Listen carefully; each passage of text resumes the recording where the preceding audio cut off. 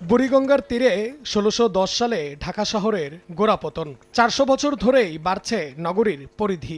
জাতিসংঘের ২০২৫ সালের তথ্য অনুযায়ী ঢাকায় ৩.৫ কোটির বেশি মানুষের বসবাস।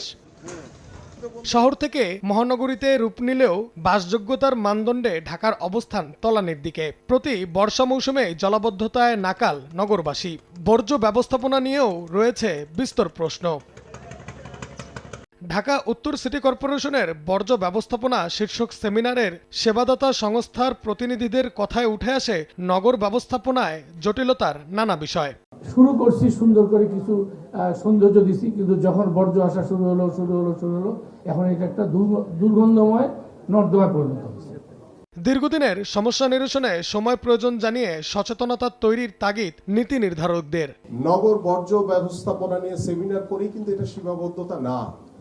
আমাদের এখানে জনস্বাস্থ্যের বিষয় রয়েছে, স্বাস্থ্য সুরক্ষার বিষয় রয়েছে।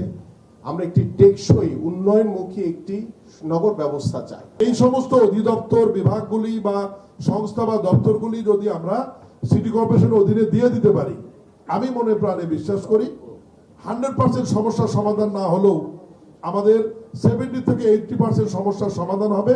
সেবাদাতা সংস্থাগুলোর মধ্যে সমন্বয়ের জটিলতা কাটাতে নগর সরকার গঠনের প্রয়োজনীয়তার কথা তুলে ধরেন স্থানীয় সরকার মন্ত্রী।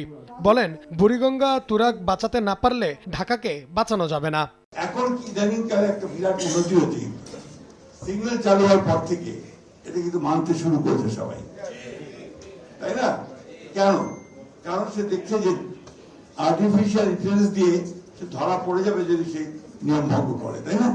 তার ফাইন হয়ে যাবে অটোমেটিক্যালি। বুড়িগঙ্গাকে আমরা ঠিক করার কোনো চেষ্টা করতে পারি, আমরা তুরাগকে ঠিক করার চেষ্টা করতে পারি, কারণ ঢাকা শহর বেঁচে থাকবে কিন্তু এই নদীগুলোর উপরে।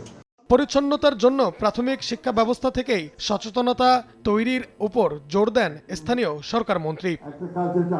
নাঈম হাসান, সময় সংবাদ, ঢাকা।